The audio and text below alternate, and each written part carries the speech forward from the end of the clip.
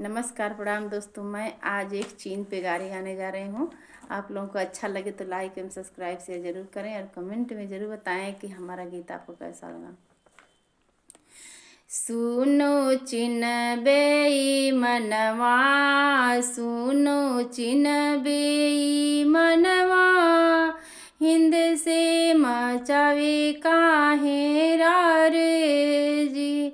सुन चिनबे मनवा, सुन चिनबे मनवा, हिंद से मचावे काहे रार जी।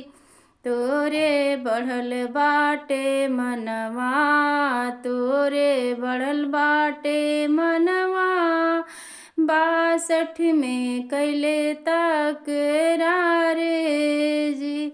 तोरे बढ़ल बाटे मनवा, तोरे बढ़ल बाटे मनवा, 62 में कैले तकरार जी।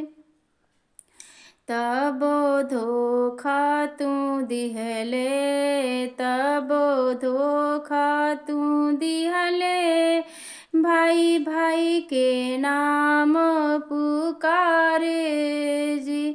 तबो धोखा तू दिहले, तबो धोखा तू दिहले, भाई भाई के नाम पुकारे जी।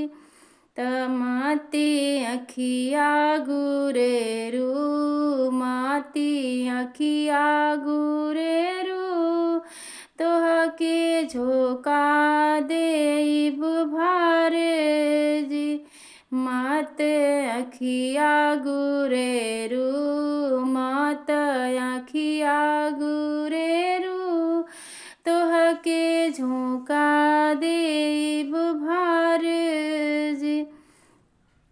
अपने मन के संभारो, अपने मन के संभारो, मति ले बतिया हमारे जी। अपने मन के संभारो, अपने मन के संभारो, मन ले बतिया हमारे जी। भारत हो गइल बाटे विकसित, भारत हो गइल बा विकसित, अड़ुबामा बाटे तैयार जी। भारत हो गइल विकसित, भारत हो गइल विकसित, अड़ुबामा बाटे तैयार जी।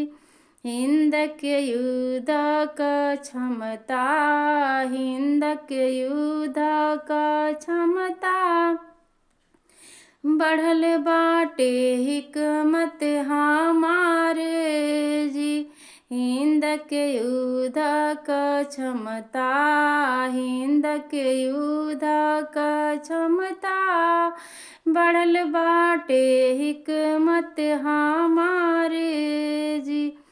भारत विश्व के सौदागर, भारत विश्व के सौदागर, मोदी जी के सपना साकार जी। भारत विश्व के सौदागर, भारत विश्व के सौदागर, मोदी जी के सपना साकार